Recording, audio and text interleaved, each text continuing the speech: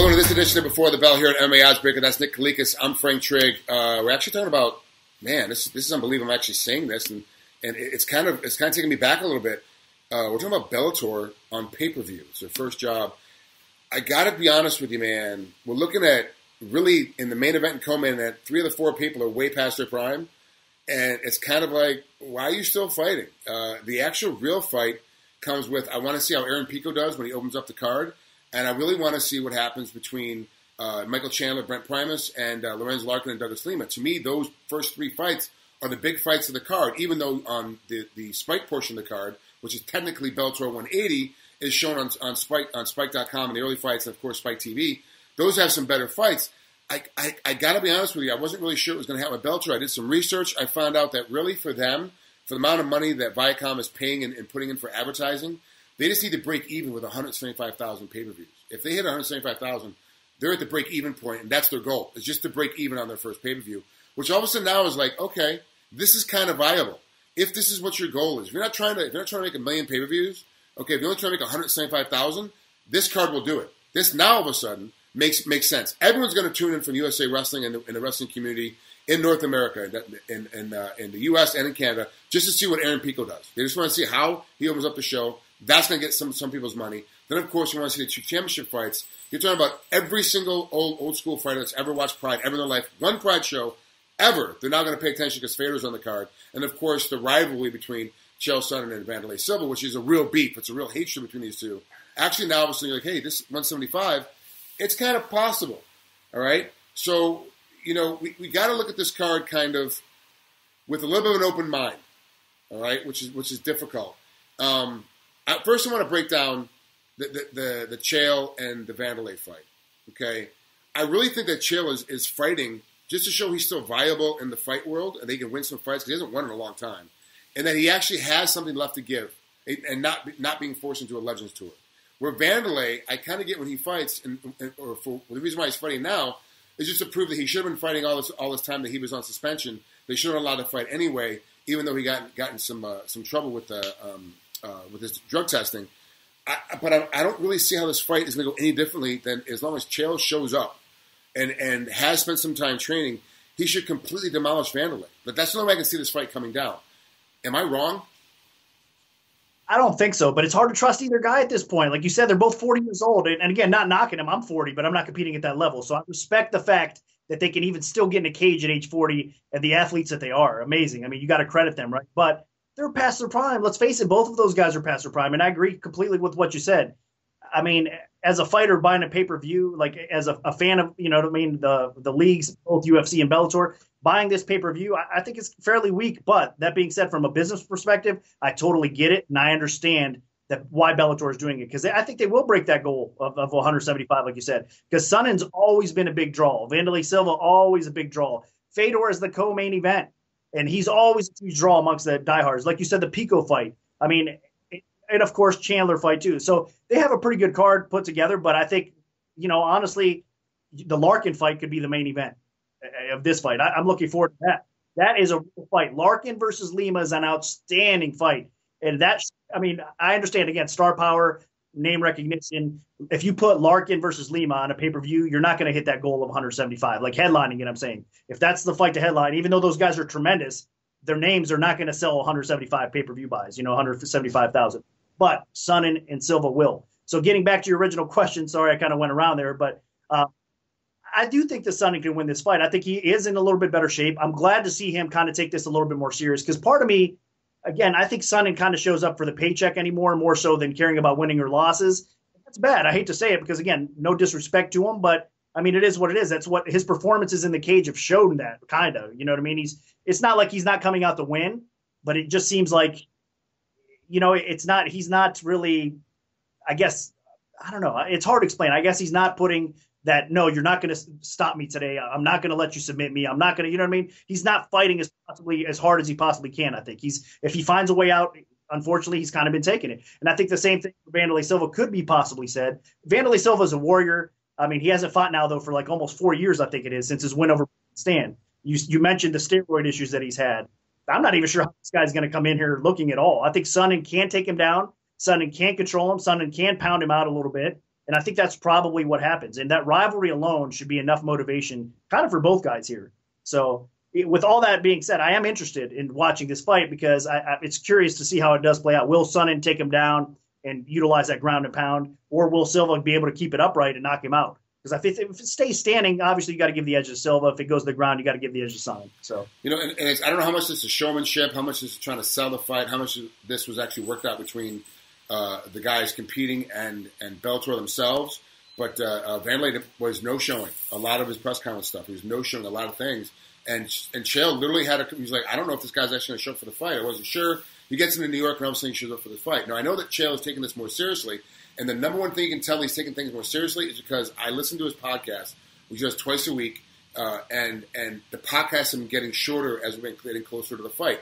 Usually when they download it on my iTunes account, they're like, an hour 10, hour 5.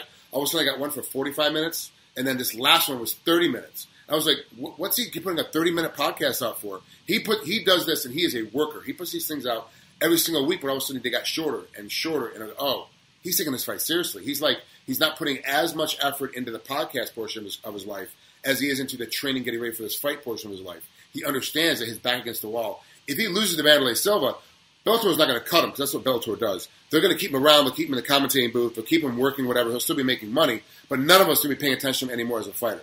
None of us are going to be paying attention anymore when he starts trying to hype one of his own fights. We won't care anymore. Because, look, you've been running your mouth so much, and you haven't done what? You've done nothing the last 5 fights, so who cares? If Chael does not win this fight, he's pretty much done as a competitor. Even though he still may compete, he'll just be done because none of us are going to care. His star power will drop significantly, and he knows it. He understands the game. He is the first guy to really get that the fight is entertainment and has allowed himself to make a serious amount of money doing other things all at once. So this fight for me, it's a no-brainer, Chael Sonnen. At the line, though, where do I put my money? Man, at the line, I can't even trust either guy to bet it, really. It's minus 145 right now for Sonnen, and the comeback on Wanderlei is plus 125. So Sonnen is the favorite coming into this fight, and rightfully so. But it was hard to set that line, man. It really is. On these guys these days, it's just you don't know what you're getting. So, but like I said, I do have a little bit more confidence in Sonnen. So I think it's bet Sonnen or pass in this situation. But I don't know. I mean, I'm not confident enough to make it a large bet if you do bet it. So be cautious out there. And just sit back and watch, try to enjoy it, I think, more than anything else for this one. I know that's probably not what a lot of people want to hear, the betting aspect of the show, but at the same time, why risk, your money out there? You got to be smart about budgeting your money and what fights you bet on. And in this fight, I mean, there's not really a clear edge either way here, although we do think that Sonnen's going to win this fight. So at minus 145, it's probably Sonnen or pass. I wouldn't bet Wanderlei at the plus money in this spot, but still, man, I think that hopefully Sonnen shows up and it's a good performance and, he kind of gets back to getting some of that respect and that hype, and he gets motivated and he starts winning some fights because he might still have it in him. I mean, he's always been, like I said, a special athlete, and he's a very smart guy. I love his podcast. You're right. I mean, he does have a great podcast. Very smart. I mean, a lot of good things to respect about Chael Sonnen. He sells a fight well. I mean, before Conor McGregor, let's not forget who was the best salesman, like as far as hype, hyping a fight. It was Sonnen. I mean, that guy is remarkable at doing so. So, yeah, I got to respect that, but it's tough, man. It's a tough line to set. It's a tough fight to bet. So just watch, enjoy, and hopefully it's a good fight. Moving on to the co-main event, to me, the greatest of all time, the guy the greatest I've ever fought. I called a bunch of his fights when I was working for Pride, Fedor Emelianenko versus Matt Mitrione.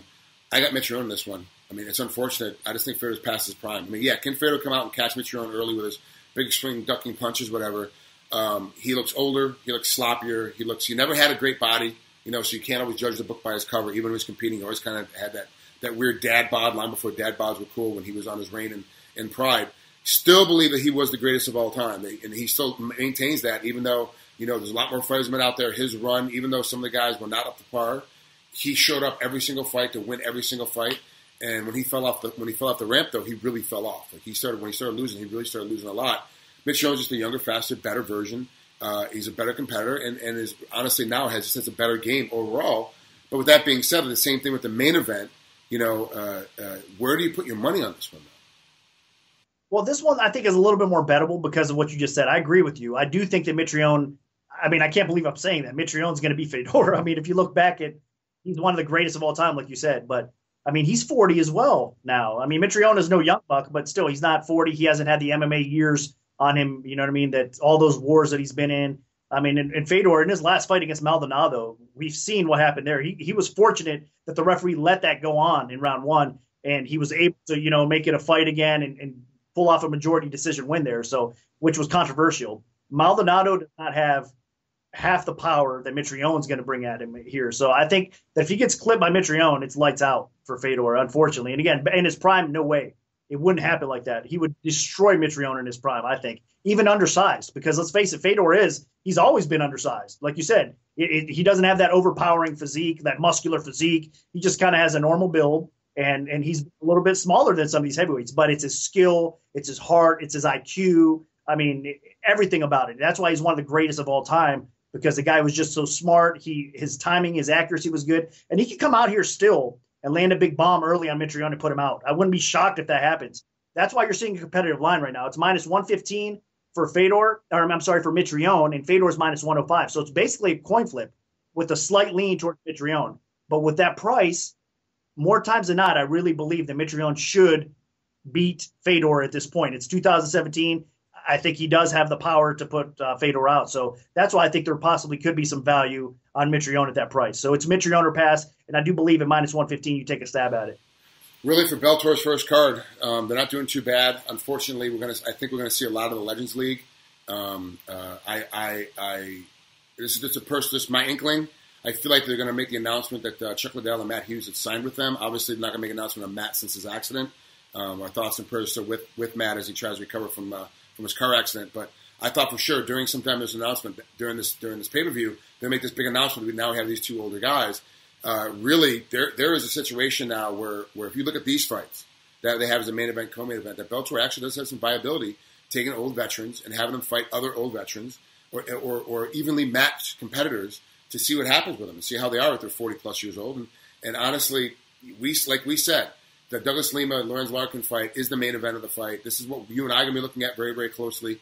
But believe me, they're getting my money. And I want to see what happens with Fedor. I want to see what happens with Silva and Chael. I'm definitely watching these fights, and they're getting my money for it. And I'm going to sit around and tell me, oh, it's a stupid fight. It's dumb for them to put this together. It doesn't make any sense. But I'm paying. I'm definitely signed in. So, I wasn't covering the event. I mean, obviously, it's my job to cover the event and to go over things and stuff like that. But even if I wasn't, just as a fan, I would still get the event. So with all the smack I'm talking about, not really being up, looking forward to the main event type of thing, I would still buy it just to see it. So again, they're going to do those numbers, man. I think it's great. And every time Bellator, their business model is great. And I think they're really, it's hard to say they're closing the gap on the UFC, but with all these UFC fighters coming over to Bellator and signing these contracts, I mean, the gap is definitely closing a little bit. It's still far away. UFC is a premier organization for a reason. But, I mean, if you look at some of these weight classes, they're definitely getting better in Bellator. So, and they're starting to get more recognition. So this is a great, I think,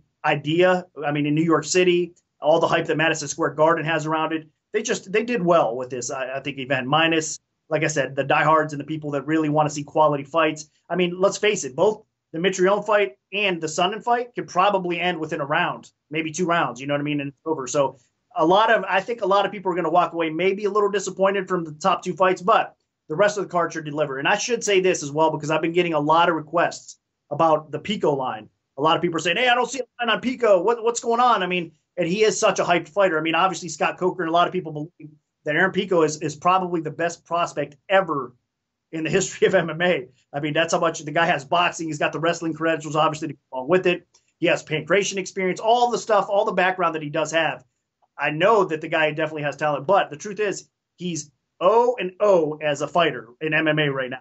So that's why I'm not going to line him. I mean, how could you really put out – my job is to kind of watch out, obviously, for the sports books that I consult with, and putting a line up on a guy that's 0-0 making his Bellator, debut – it's not really worth it. I mean, you're either going to have to make the guy a super huge favorite because, everybody's going to want to bet Pico, right? I mean, they're not, that's why they're going to watch. So, and it might not be an accurate line. So let's sit back and watch the guy perform in the spotlight, on a big card and see how he does here. Obviously, I think he's probably going to win the fight, but you don't know that. So in this case, those that have been asking about the Pico line, we are not putting a debuting fighter up right now. And I don't think any of the sports books, at least offshore or in Vegas, are going to do so. Hold on, Nick. If they do, let our fans know, if they do put a lineup on Pico, jump on it, go get it, because there is so much mystery with this guy. And let's not forget that Zach Freeman at 8-2 is no slouch. There's not some guy that they're putting up, and you don't know. Bellator probably bought him in to be fed to the dogs because they want Pico. They invested a lot of time in this guy. They put a lot of media behind this guy to get him on this card. If they're doing that, you got to kind of look at it like, okay, Bellator's vested in this. They maybe brought him in to get his butt kicked, but Freeman's no slouch at 8-2. And let's not forget Michael Chandler and Brent Primus is the fight right after for the world title, and they are definitely looking at Pico and how he comes about. They're definitely looking at this thing. And Michael Chandler, in my interview with MMA Oddsmaker, has said he would love to fight Pico right now. He would love to get him next. Let him win and him come and have a title fight. I'll beat him up, like no problem. And Mike has less of a wrestling background because Mike knows how he came through the ranks and he understands the difference between just showing up to fight MMA, saying you're going to fight MMA, and spending time and time again and having a long record of 16-3, spending that time in the books, knowing that, hey, look, I'm ready now. You're only 1-0 if he wins this fight against Zach. So yeah, definitely, I agree with you, Nick. If you were going to put a lineup, I actually was going to wait till he got off air and yell at you for putting a lineup, which makes no sense to put a lineup on a guy that's 0-0. It's just stupid. But if some other book is crazy enough to put a lineup on this guy, jump on it. Go take a stab at it then, because it's well worth a guy that you don't know anything about how he's going to do in MMA. There's no clue what's going to happen. I agree, but people have been driving me nuts asking about the line. My inbox is full, everything. Where's the Pico line at, man? Where's the Pico line at? I got to see the Pico line. I mean, come on. I mean, they need to just use common sense here. There's a million fights to bet this weekend. I mean, there's so many good fights between UFC and Bellator. I mean, I think I have 8 fights that I lined for the Bellator card and like 13 for the UFC. So 21 fights just in those 2 organizations alone. And then we'll have LFA. We'll have some Cage Warriors going on. I mean, there's plenty of fights. We don't need the Pico line, you know what I mean, to be out there for this weekend. So we'll see. We'll see how it plays out. But I am curious to see how good the guy does. Obviously, like you said, Bellator's brought him along. They really have a lot of faith in this guy. So I don't think they're bringing him in to lose right away. But you said Freeman is no slouch. We'll see how, if he pulls the huge upset. At least not the betting window because the line's not out there. But as far as most people's minds, at least, they would think that it's a pretty big upset if Pico loses this fight. So interesting card to say the least. But I think from top to bottom, it's not a bad card. Well, that's it for us here covering the Bellator card, first Bellator pay-per-view card. That's Nick Kalikas. I'm Frank Trigg. We'll actually see you tomorrow for UFC Fight Night that happens on Sunday. Good luck in your betting, guys. We'll talk to you later.